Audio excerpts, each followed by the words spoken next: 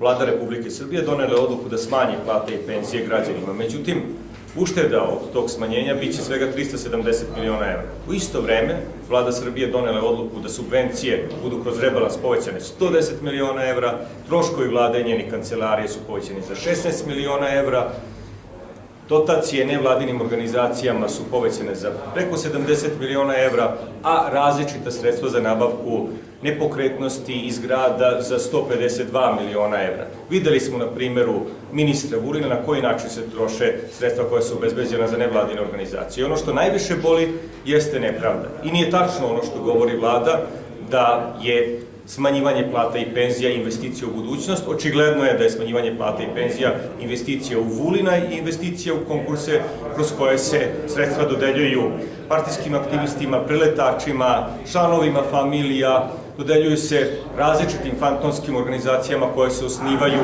neposredno pre nego što je konkurs zatvoren.